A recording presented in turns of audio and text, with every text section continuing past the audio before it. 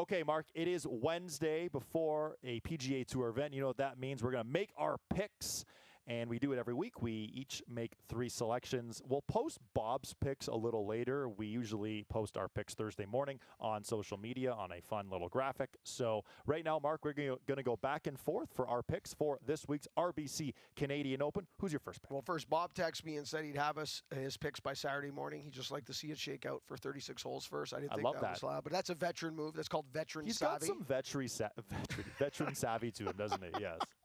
All right. It's taken me everything in my power to not pick Rory McIlroy this week because this golf course is built, tailor-made for Rory McIlroy. Here's why I'm not going with Rory this week.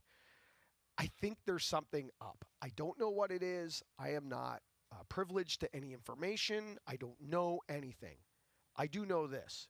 He is limiting his availability and access from a media standpoint. Someone who's usually very approachable, not going to be approachable over the next few weeks.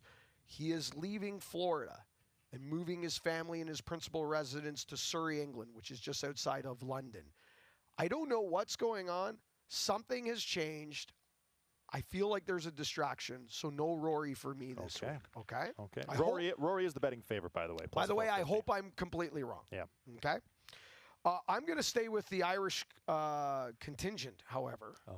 And I'm going to pick Shane Lowry, who has done absolutely everything this year but win. Okay? He is second in strokes gained tee to green. So he has really kind of had a solid year of ball striking in total, right? When you're tee to green, it's saying really all aspects of your game are clicking those boxes. This is a large ballpark. You're going to have to hit it solid. You can't just out-putt the field this week. So Shane Lowry going to be my guy this week. He's got 4 top 10s. He's got 8 top 20s.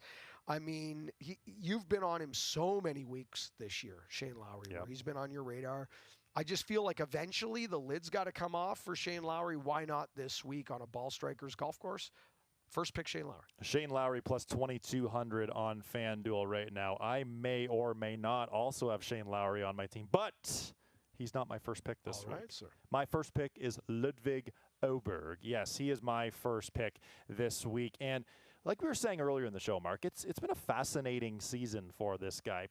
Arguably should already have 2 wins. We know what happened at Torrey Pines the first time around when he got sick after 36 holes, after leading the golf tournament. Didn't play well on the weekend. Won 2 weeks later at Torrey Pines. He was driving it on an absolute string. Then he gets to the Masters. He has a piece of the lead Sunday during that crazy final round. Finishes 7th. Makes a triple bogey on the 18th hole, which cost him a lot of money, obviously. Yeah. But T16 last week at the Memorial. So another place where you had to drive it well. Exactly. The game is rounding into form.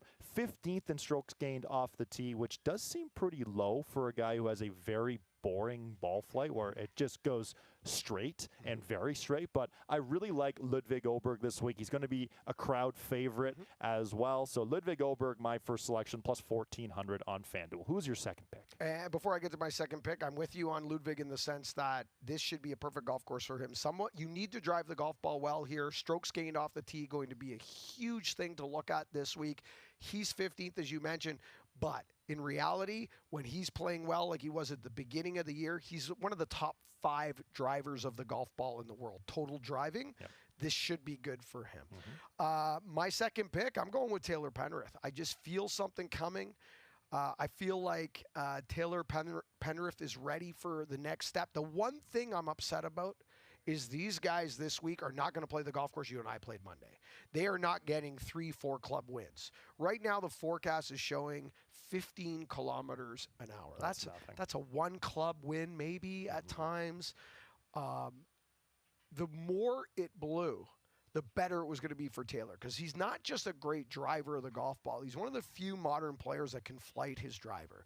You know, most of the guys who are great drivers of the golf ball, they hit it in the same spot every time, and often they shape it the same way. So there's guys that just can't even move it both ways anymore. We talked about Wyndham Clark earlier in the show. Taylor Penrith can hit that driver down. He can hit that a few stories off the ground, you know, something that would service him well in an Open Championship or a Scottish Open. And if we got Gus here, which is this golf course is kind of built that way, thinking of those wins in mind, and we're not going to get it. It's too bad. But he's still second, still in the top 5 in strokes gained off the tee. And I found something else about Taylor Penrith. It's very interesting. Keep in mind, he's coming off a tie for 12th at Memorial. Tough golf course last week. But he is second in total ball striking. And that's a stat that we used to talk a lot about when Graham Dillette was on tour. Because he was always leading ball striking categories, Graham. And Taylor Penrith, second. And that's a combination of fairways and greens. So you take the fairways, how many fairways you hit, how many greens you hit, you mash that together in a formula, you come up with the total ball striking number. He's second on tour right now. Wow. So, yeah, Taylor Penrith, I think, is going to have a good week. And you wonder how he's going to deal with, the buzz, the atmosphere. I think probably he'll do it okay because he's got that even-keeledness to him. He's very composed all the time, right? Plus 2,600 on FanDuel. Some good value there for Taylor Penrith. My second pick, Mark, someone you already have on your team, Shane Lowry. I really like Shane. Now, you've already given a host of reasons, but I'll give you a couple more. Second in strokes gained tee to green this season, which I was actually surprised by. But something I've really noticed with Shane, he struggled on the weekends, which has been interesting. 107th in third-round scoring average, 106th in final-round scoring average, whereas he's 28th in first-round scoring average, 43rd in second-round scoring average. If he shores up his weekend play, I think Shane Lowry not only will be in the mix this week, but next week at the U.S. Open at Oakmont, where he did have a 4-shot lead after 54 holes. The last time the U.S. Open was at Oakmont 9 years ago. Do you remember when he showed up earlier this year at an event with 17 potential driver combinations? Yes. The troubles on the weekend that you're referring to is trouble getting off the tee, starting his round, putting himself in positions to succeed as opposed to always being in jail. I saw it last week at the Memorial as well, the same thing. One would have to think that a golf course that allows the wiggle room that we allow out here, like these are wide fairways, right? Big ballpark, long golf course, but wide fairways. Does that allow the comfort level, you think, for him this week to keep it in the fairway for 4 days? Because if you give Shane Lowry 75% of his fairways for the week, going to be a hard guy to keep off the first page, no? Third in strokes gained approach this season. And also a guy where if the forecast does flip and we see more wind, again, here's another guy that you must consider for your squad. Okay, we're 2 picks in. Mark, who's your third and final pick? All right, my hunch of the week. Oh. My hunch of the week, which, again, kind of in the lines of the Wyndham Clark, where you're going to go, when are you going to start your season? Like, Sam Burns wants to be a part of the Ryder Cup team. Sam Burns wants to play golf with his buddy Scotty Scheffler and represent the U.S. when we get to Bethpage at the end of the year for the Ryder Cup. But right now, Sam Burns has not really, even though he's had a very successful season in terms of consistency, he's a cut-making machine.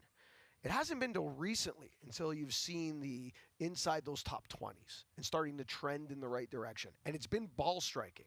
For one of the guys who was so dominant with the driver a couple of years ago when he was threatening to win, it seemed every other week, his ball striking's been off this year. His putting has been beautiful. It's on point. I think last week at Memorial, he had a decent outing last week at Memorial, comes here. I'm giving him the wiggle room that we just talked about with Shane Lowry where he can let it rip. These greens, something we have not touched on, are perfect. Yeah, they're very smooth. You start it online, it stays online.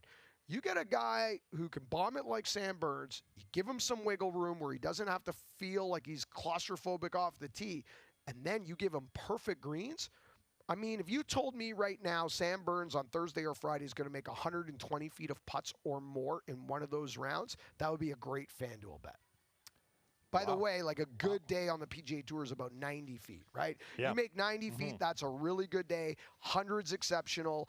80's kind of standard. You start to get sub 80, and you're going, oh, you really didn't make anything, right? There's often Scotty Scheffler shoots 68, he makes 45 feet of putts, right? How does that even possible? Yeah, right? yeah. If you tell me that if you gave me the right number, FanDuel gave me the right number on 120 feet over under, a Sam Burns on these greens. Okay. Yeah. Sam Burns plus 2,800 right now on FanDuel. As for my third and final pick, Mark, you know me. Sometimes where are we going?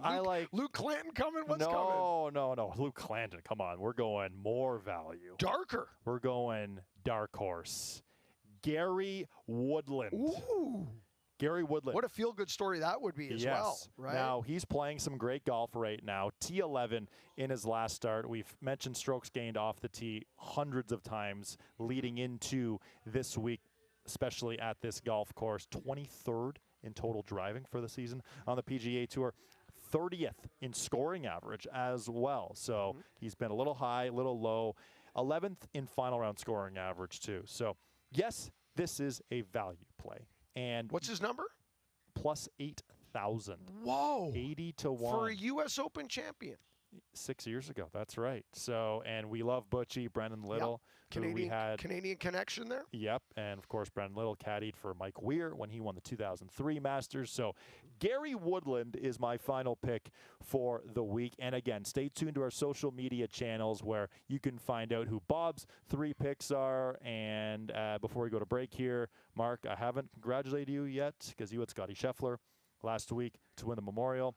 I decided not to. I'm not really sure why. I just didn't want to pick the favorite, but... Have I climbed out of the basement? Where am I now? Do you know? are no longer in the basement. I'm back in my comfort zone. So I'm in last. I'm feeling good about that. Have I tracked down Bob yet? Bob, not quite yet. Okay. Because Bob also had Scheffler. Okay, so do we have the same amount of winners? Bob has one more win. Okay, so I'm one. I got to get Bob with one more win. Yes. Okay. All right. Yes. But when Gary Woodland wins this week, just you guys look at it. Well, here's the thing. I figure next week when we leave Oakmont, and I'm the only one with Scotty Scheffler at the U.S. Open, because for some reason, you and Bob are going to, for some reason, again, not pick Scotty at a major. Yeah. I'll, again, take the easy, low-hanging fruit. I think I've learned my lesson. Maybe. I can be pretty stubborn at times, as you all know.